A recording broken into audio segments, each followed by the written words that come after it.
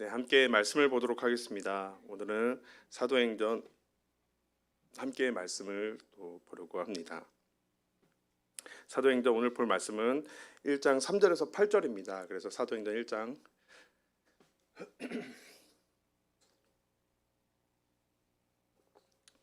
아직 본문을 바로 읽으려고 하는 건 아니고요. 함께 화면을 보시면서 또 이어서 읽어 나가도록 하겠습니다. 오늘 화면에 보시면 사도행전 먼저 1장 8절이 있습니다. 보통 사도행전 1장 8절은 그 여러 가지 저희가 알고 있는 성도님들 중에 좀 낯익고 익숙한 그런 성구 중에 하나일 것입니다. 보통은 선교 혹은 전도에 관련해야 할 때 가장 많이 인용되는 성구 중 하나죠. 그래서 오직 성령의 능력과 권능을 받고 이 땅에서 능력 있는 증인된 삶 이렇게 하면 아멘 막 이렇게 하면서 젊은 청년들 이제 코로나도 끝났으니 막 단기 선교 나가는 교회들도 점점 많이 생기는 것 같더라고요. 네, 바로 이러한 시즌 때 사도행전 1장 8절은 꼭 빼놓을 수 없는 단골 성구입니다.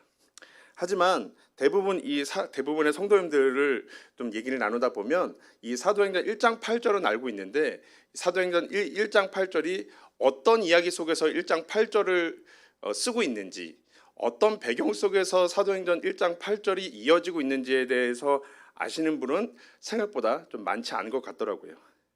그래서 가위로 오려낸 것처럼, 그래서 제가 일부러 좀 찢어진 종이처럼 했는데 가위로 오려낸 것처럼 8절만 가져다가 이것만 봤을 때 이건 성교를 향한 하나님의 어떤 명령인 것처럼 이거 같구나라고 떼어서 초점을 맞출 때가 많습니다.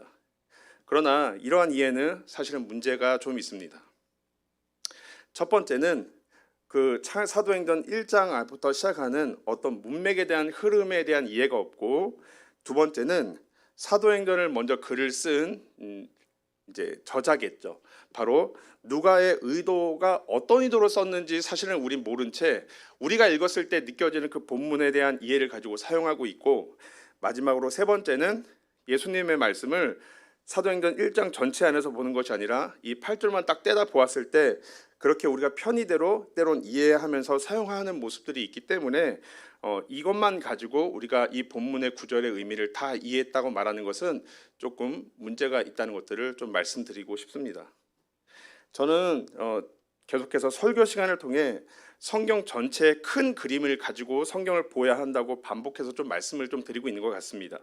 그리고 앞뒤 문맥과 각 성경에 쓴 저자의 의도를 가지고 사실은 성경을 읽으면 성경이 말하는 바를 이해하는데 크게 어렵지 않게 도움을 받을 수 있습니다.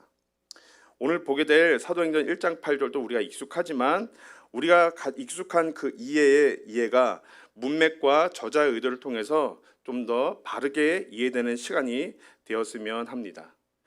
함께 사도행전은 누가복음을 쓴 누가의 글입니다. 예수님이 행하시고 가르치신 일을 기록한 먼저 쓴 글 누가복음에 이어서 바로 예수님이 부활하신 후 예수님이 가르치신 하나님의 나라의 일과 성령으로 시작된 교회의 시작을 기록한 두 번째 책이 바로 이제 1장에서 시작하는 사도행전입니다.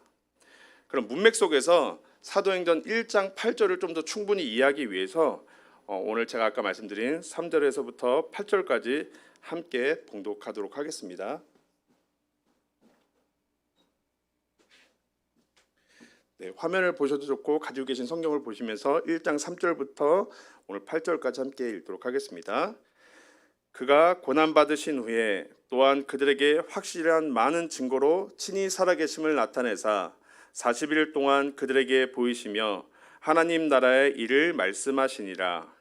사도와 함께 모이사 그들에게 분부하여 이르시되 예루살렘을 떠나지 말고 내게서 들은 바 아버지께서 약속하신 것을 기다리라. 요한은 물로 세례를 베풀었으나 너희는 몇 날이 못되어 성령으로 세례를 받으리라 하셨느니라. 그들이 모였을 때에 예수께 여쭈어 이르되 주께서 이스라엘 나라를 회복하심이 이때니이까 하니 이르시되 때와 시기는 아버지께서 자기의 권한에 두셨으니 너희가 알 바 아니요 오직 성령이 너희에게 임하시면 너희가 권능을 받고 예루살렘과 온 유대와 사마리아와 땅끝까지 이르러 내 증인이 되리라 하시니라. 아멘. 예수님의 십자가의 죽음은 당시 제자들에게 큰 충격과 절망이었습니다. 저도 예전에는 성경을 좀 권별로만 읽다 보니까 사도행전을 읽을 때 바로 이 앞에 무슨 사건이 있는지를 자꾸 까먹게 되더라고요. 그래서 사실 정확하게 어떤 역사적인 근거에 날로 치자면 예수님이 돌아가신 지 한 며칠 안 되신 시점에서 일어난 사건인들을 좀 기억해 보시면서 생각해 볼 필요가 있습니다. 왜냐하면 저도 사실 제가 처음 읽을 때 교육자로 있는 저조차도 사도행전은 사도행전, 복음서는 복음서시에 좀 따로 읽었는데 이게 지금 예수님이 십자가에서 죽으시고 사흘 만에 부활하시고 그리고 나서 좀 며칠이 지나는 와중에 제자들에게 나타나서 40일 동안 있었던 일입니다. 그래서 그 것들이 예수님과 3년 동안 함께 했었던 이 시간들 바로 며칠 지난 예수님이 돌아가신 바로 며칠이란 것들을 항상 기억하시면 생각보다 많은 이해도 되시는 것도 있고 또 더 그 질문이 나오실 수도 있을 것 같습니다. 네, 아무튼 예수님의 십자가의 죽음은 당시 제자들에게 큰 충격과 절망이었습니다. 왜냐하면 3년을 따라다녔잖아요. 어떻게 보면 자기의 어부의 인생, 세리의 인생들을 다 내팽겨주고 이 예수님은 우리 가운데에 하나님의 아들, 구세주, 메시아, 이 땅에 하나님 약속한 메시아라고 믿는 마음으로 따라다녔는데 나 진짜 죽으러 왔어 하더니 진짜 말 그대로 싹 죽어버리시니까 그럼 이제 우리는 어떻게 해야 되지? 라는 생각들이 제자들에 있지 않았을까 싶습니다. 그런데 그것도 온전히 믿음을 지켰던 제자들의 모습이 아니고 어떻게 했죠? 다 예수님을 부인하고 도망가고 예수님의 눈 마주쳐서 저주하고 이런 모습이니까 이제 우리는 끝났다. 우리의 인생은 끝났다. 막 이랬던 마음들이 있지 않을까 싶습니다. 그런데 그렇게 죽은 줄만 알았던 그들에게 부활하신 예수님이 찾아오셨습니다. 오늘 3절에 보시면 자신이 살아계심을 나타내시고 40일 동안 제자들과 함께 보이시고 함께 하시며 하나님 나라의 일을 말씀하셨다고 사도행전은 말하고 있습니다. 그리고 그들에게 이렇게 분부하셨습니다. 예루살렘을 떠나지 말고 내게서 들은 바 아버지께서 약속하신 것을 기다리라. 요한은 물로 세례를 베풀었으나 너희는 몇 날이 못되어 성령으로 세례를 받으리라. 이때 제자들은 이어서 예수님의 이 얘기를 통해 성령을 기다리라고 말씀을 하시자 6절에서 이렇게 말을 합니다. 그들이 모였을 때에 예수께 여쭈어 이르되 주께서 이스라엘 나라를 회복하심이 이때니이까 하니. 주님, 그럼 약속하신 성령이 오시면 그때 이스라엘 회복이 올까요? 그때가 이스라엘 회복이 되는 날인가요? 라고 물은 것입니다. 그들의 질문 속에서 그들이 바라는 것을 알 수 있습니다. 예수님은 공생의 3년 동안 그들과 함께 하시며 하나님 나라에 가르치셨다는 것들을 복음서를 통해 여러 가지 복음서 기자를 통해 알 수 있습니다.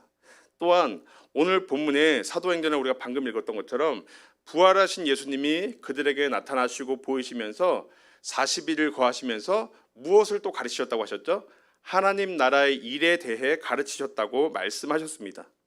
하지만 제자들은 사실 하나님 나라에 크게 관심이 없었던 것 같습니다. 제자들은 오직 자기가 살고 있는 이 이스라엘 나라가 어떻게 될 것인지, 자기들이 겪고 있는 지금의 삶의 문제가 어떻게 될 것인지에 관심이 있었습니다.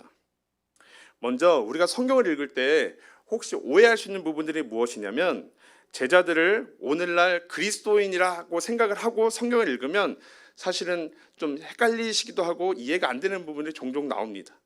사실 좀 더 바르게 이해하시려면 제자들을 유대인으로 그냥 보시면 됩니다. 그 당시에 바리새인, 서기관들처럼 사실 똑같았습니다. 예수님을 따라다녔지만 아시겠지만 아직 이때 당시 또 복음서 당시에는 성령이 오지 않았기 때문에 당시 제자들은 예수님이 그렇게 가르쳐 주신 말씀이 뭔지를 잘 알았나요? 못 깨닫고 막 동문서답하기도 했습니다. 그리고 성경이 무엇을 말하는지도 사실 성령이 오기 전까지는 충분히 깨닫지 못했습니다.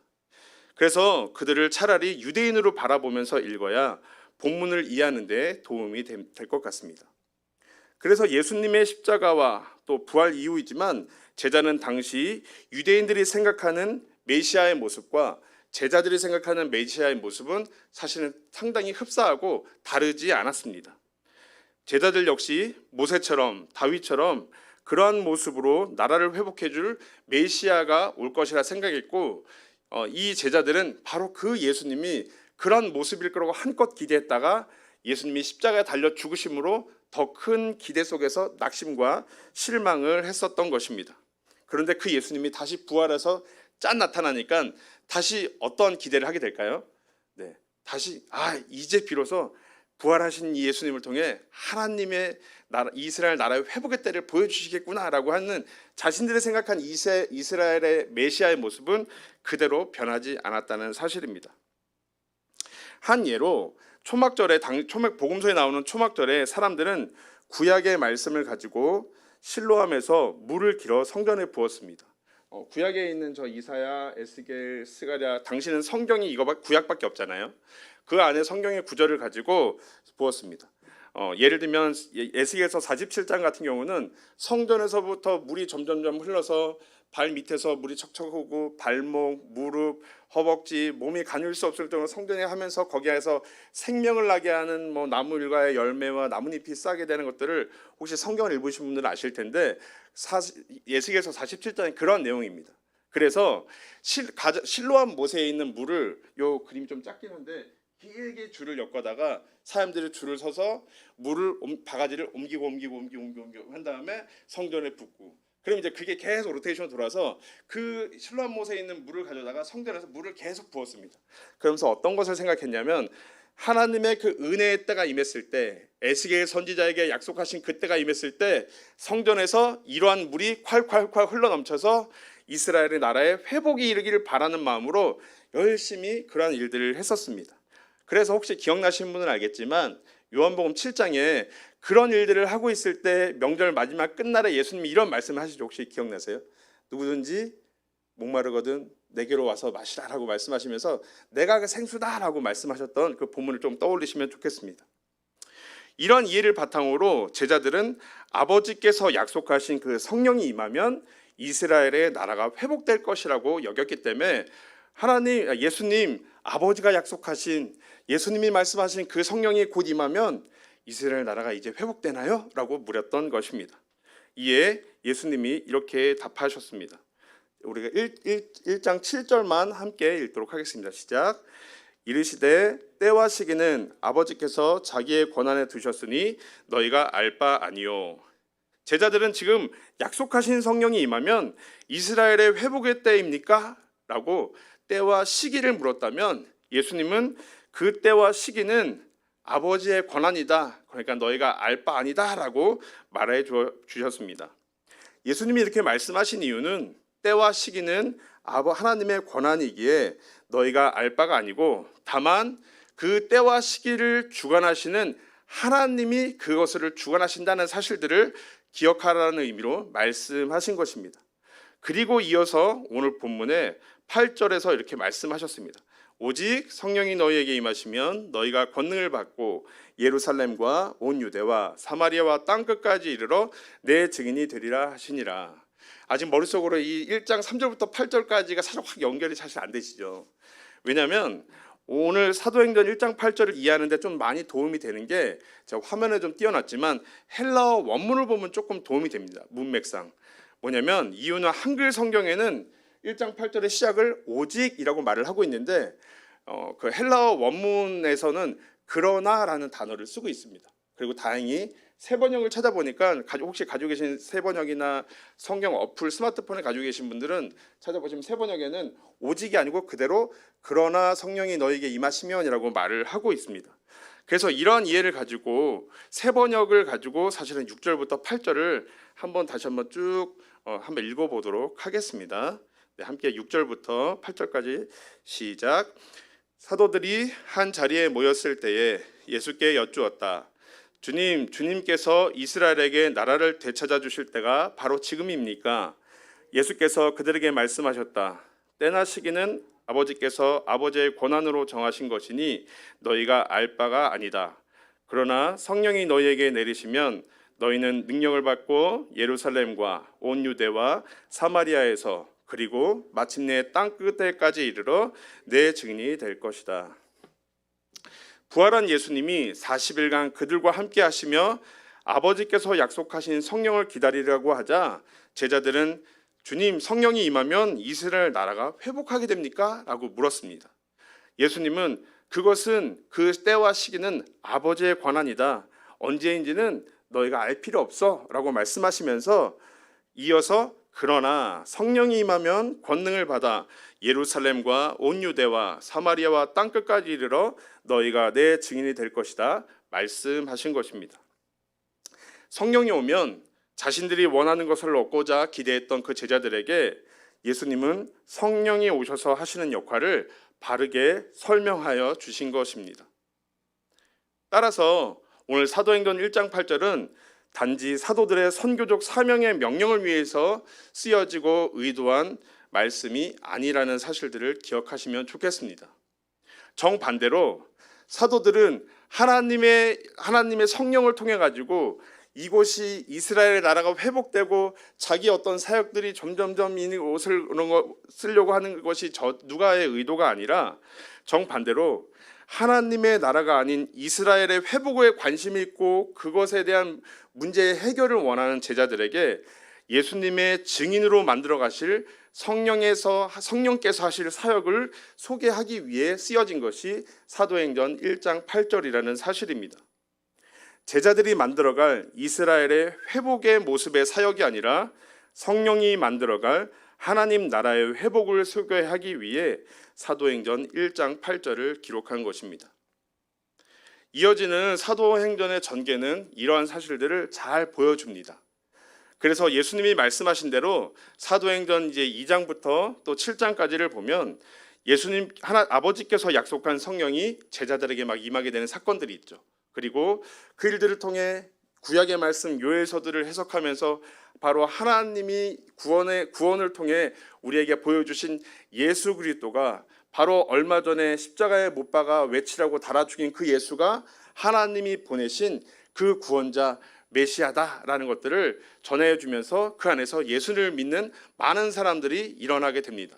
그리고 당시에는 곧 오겠다고 했었던 예수님의 말씀을 기억하며 자기의 것들을 자기의 것이라 아끼지 않으며 통역에서 했었던 처음 그 사랑이 넘치는 교회, 모든 것들을 아낌없이 하는 교회가 이루어지잖아요. 네, 바로 제자들은 권능을 행하며 바로 그렇게 예루살렘에서 복음을 증거했습니다. 그렇지만 예수님이 애초에 이런 일들이 성령이 오기 전에 뭐라고 당부하셨죠?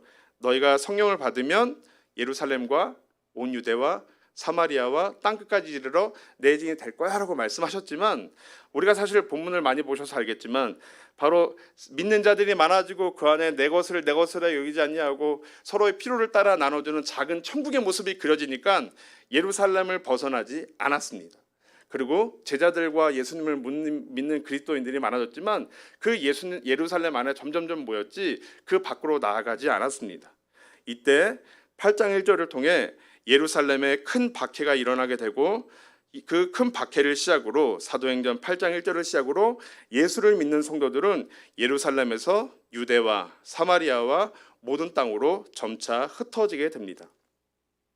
이어서 사도행전 13장부터 마지막 28장까지 바울은 세 차례 전도 여행과 로마로 호송되는 모습을 통해 예수님의 말씀이 땅끝까지 복음을 증거하는 증인을 만들어 가시는 그 모습으로 예수님이 말씀하신 성령의 약속이 어떻게 이루어가는지를 정확하게 보여주면서 사도행전은 마치고 있습니다. 이스라엘의 회복을 물었던 자들이 예수님의 말씀대로 성령이 임하자 권능을 받고 예루살렘과 온 유대와 사마리아와 땅끝까지 이르러 예수님을 증거하는 예수님의 증인이 된 것입니다. 함께 10장 39절부터 성구 봉독을 하겠습니다. 우리는 유대인의 땅과 예루살렘에서 그가 행하신 모든 일의 증인이라. 그를 그들이 나무에 달아 죽였으나 하나님이 사흘 만에 다시 살리사 나타내시되 모든 백성에게 하신 것이 아니요 오직 미리 택하신 증인 곧 죽은 자 가운데서 부활하신 후 그를 모시고 음식을 먹은 우리에게 하신 것이라. 하나님은 예수님을 다시 살리셔서 나타내실 때 모든 사람에게 나타내지 않고 미리 택하신 제자들에게만 보이셨다고 베드로는 말을 하고 있습니다. 하나님이 제자들만 미리 택하신 것은 그 여러 사람 중에 예수님의 제자들이 특별한 능력이 있어서 어떤 능력이 있기 때문에 그들만은 특별하게 또 미리 정하시고 뽑았다는 것이 아닙니다. 반대로 그들이 어떻게 증인이 되었는지를 말해주기 위해서였습니다. 하나님의 은혜로 미리 택하심을 입었고 성령이 그들을 증인으로 만들어 가심으로 증인은 은혜로 되어짐을 말해주기 위함에 이렇게 성경에 베드로를 통해 보여주고 있는 것입니다. 그 제자들이 무엇의 증인이 되며 무엇을 전했는지 베드로는 이어서 이렇게 말해주고 있습니다. 함께 봉독하겠습니다.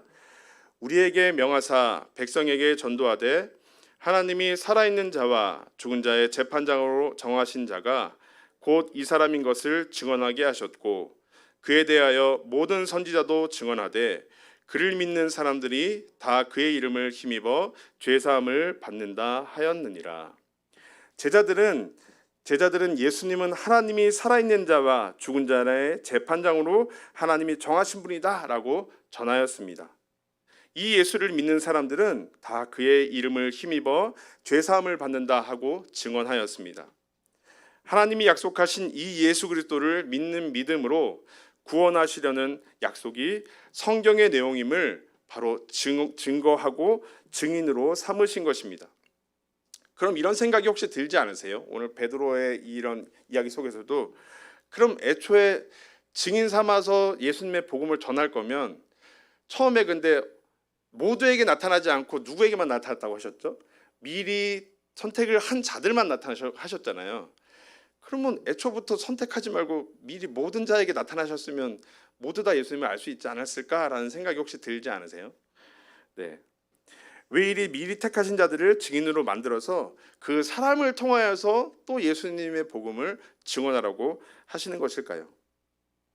예수님을 믿는 사람들 중에 특별한 사람만 우리가 증인의 삶을 사는 것처럼 여길 때가 있습니다. 그래서 아니에요 전사님, 아닙니다. 저는 진짜 예수님을 믿고 있지만 저는 그런 걸 전할 능력이 안 돼요. 말씀하시면서 이게 겸손을 가장한 나는 예수님을 믿지만 나는 그런 거 나와는 상관없는 일이라고 말씀하시는 성도들이 간혹 있습니다. 네. 그런데 사실은 성경에서 말하고 있는 너희는 오직 성령을 통해서 권능을 받고 예루살렘과 온유대와 사마리 땅까지 이르러 내 증인이 되겠다는 건 당시에 12 제자와 더불어 또 120명의 또 성도들 다락방에 있었던 그 사람들뿐만이 아니라 그건 하나님 나라의 백성의 예수 그리스도를 주라 시인하고 고백하는 모든 그리스도인의 삶이 곧 예수님의 증인된 삶, 제자된 삶인 것들을 우리가 꼭 잊지 않으셨으면 좋겠습니다. 그리고 거기에서 그러면 나는 교회에서 뭘 해야 되는 거 아니에요? 부담 가질 수 있는데 괜찮습니다. 부담 갖지 않으셔도 됩니다. 네, 그런데 그 안에서 끝까지 도망가시면 혹시 제가 또 딴 얘기지만 요나가 어떻게 되셨는지 아시죠? 네. 끝까지 쫓아가가 그리고 하나님이 너는 내 새끼 만들 거야 라고 말씀하시면서 그 인생 속에서 이렇게 고민하십니다. 그래서 어떤 목사님들은 이렇게 설교도 하시더라고요. 애초에 그 길 가게 될 거 돌아서 갈래요? 그냥 포기하고 한 번에 갈래요? 뭐 이렇게 말씀하시더라고요. 저희 권사님들, 집사님들, 성도님들께 여쭤보고 싶습니다. 굳이 돌아서 가실래요? 한 번에 가실래요? 네. 그런 것처럼 예수님을 믿는 사람은 모두 다 예수님을 믿는 믿음이라는 그 고백의 안에 예수님의 증인이 되어져가는 성도의 여정, 바로 우리가 또 철로 역정이라고 하는 성도의 인생 여정을 걸어가게 되어 있다는 사실입니다. 한편으로는 난 그거 가고 싶지 않은데요 라고 말하면 곰곰이 생각하시면 좋겠습니다. 그럼 예수님을 사실은 안 믿는 것일 수도 있습니다. 아니면 예수님을 믿는다는 건 무엇이냐면 하나님 나는 거기 가는 거에 내 마음도 아주 겁이 나고 심장이 벌렁벌렁거리고 두렵지만 이라는 생각 속에서 어디까지 믿는 거냐면 그런데 이런 나를 끝까지 붙드시는 내 멍에를 매는 내 옆에 계신 분이 예수님이시군요 라고 했을 때 그 예수님의 멍에 내가 탈삭해서 가면 이 예수라는 소만 같이 따라가면 되겠죠. 그러면 힘들고 어렵지만 조금은 내가 힘들지만 예수님이 힘들면 더 힘드시겠죠. 그렇죠? 안 가달라고 발버둥치는 장현이라는 소, 우리 노은이라는 소, 채미나라는 소가 옆에 있는데 우리는 못 가고 싶어 막 주저앉으려고 하는데 예수님은 묵묵히 그 가를 예수를 성도라는 인생 속에서 우리를 붙드신 다음에 아시겠지만 계시록에서 그 왕관을 갑자기 우리 집사님께 씌워주시는 겁니다. 그리고 저에게 씌워주시는 거죠. 그러면 예수님과 같은 멍에를 어쩔 수 없이 지고 겨우겨우 은혜로 구원을 받은 그 진짜 성도는 천국에서 그 고백할 겁니다. 왕관을 벗고 그 왕관을 예수님께 돌리면서 오직 이 모든 영광은 주님만 받으셔야 합니다라는 것들을 참된 고백 가운데 하는 성도의 삶일 줄 믿습니다. 우리는 예수님을 믿어 예수님을 믿기 전에 때로는 나와 다른 모습의 나로 증명해내는 것을 사실 교회 신앙생활의 목적으로 여길 때가 있습니다. 예수님을 믿는다 하면서도 아닙니다. 여전히 불완전하고 믿음 없는 나의 모습에 때론 좌절하고 탄식이 나올 수 있지만 하나님이 어떠한 분이신지를 말씀을 통해 배우고 깨달아 이런 나도 끝까지 붙드시고 구원으로 인도하시겠구나라는 그러한 탄식 이후의 그 고백 속에서 믿음의 고백과 함께 그래서 하나님이 하신 일들을 찬송하고 하나님께 온전히 내 삶을 인도하신 모든 영광을 돌리는 자, 그것이 보다 더 근본적인 하나님 나라 백성의 삶의 우리의 참된 모습일 줄 믿습니다. 성도 여러분, 예수님이 말씀하시고 아버지가 약속하신 성령은 우리가 바라고 우리가 원하는 문제 해결을 위해 오신 분이 아닙니다. 구약에 담아두신 하나님의 구원의 비밀 예수 그리스도를 깨닫고 성경을 통해 미리 선지자를 통해 약속된 그 예수님의 죽음과 부활을 통해 우리가 함께 믿어 우리의 도우심 속에서 우리를 붙드시고 우리를 온전한 예수님의 증인으로 우리의 삶을 붙들어 주실 것들을 우리가 믿고 걸어가는 삶이 성도의 삶입니다. 바울은 고린도전서 1장 26절에서 29절에 이렇게 말했습니다. 함께 읽도록 하겠습니다. 형제들아 너희를 부르심을 보라. 육체를 따라 지혜로운 자가 많지 아니하며 능한 자가 많지 아니하며 문벌 좋은 자가 많지 아니하도다. 그러나 하나님께서 세상에 미련한 것들을 택하사 지혜 있는 자들을 부끄럽게 하려 하시고 세상에 약한 것들을 택하사 강한 것을 부끄럽게 하려 하시며 하나님께서 세상에 천한 것들과 멸시받는 것들과 없는 것들을 택하사 있는 것들을 폐하려 하시나니 이는 아무 육체도 하나님 앞에서 자랑하지 못하게 하려 하심이라. 아멘. 이것이 바로 우리가 예수님의 증인으로 부름받은 이유입니다. 내세우거나 자랑할 것 하나 없는 삶이기에 하나님은 우리를 택하여 예수님만 내세우고 예수님만 자랑하는 삶으로 우리의 삶을 붙드시고 인도하셨습니다. 증인이 되기에는 아는 것도 부족하고 말도 잘하지 못하지만 우리 아버지께서 약속하신 성령께서 우리를 예수님의 증인으로 삼아 우리에게 예수님께서 우리 가운데 주실 능력과 권능으로 우리가 이 세상의 마지막을 살아간 그때에도 오직 예수 그리스도를 믿는 믿음으로 오직 주님의 그 은혜와 사랑을 믿는 믿음 속에 예수님을 다시 오실 그 기다림을 믿는 믿음 가운데 나가는 것이 성도들의 삶의 이유와 목적인 것들을 고백하며 살아가는 삶, 바로 그러한 모습 속에서 예수님의 증인으로 우리를 온전히 만들어 가실 것입니다. 차고 넘치는 은혜를 말하지 않고는 견딜 수 없는 삶으로 우리를 이끌어 가실 것입니다. 우리가 이러한 말씀을 기억하시면서 다시 오실 예수님을 기억하시면서 오늘 말씀을 맺도록 하겠습니다.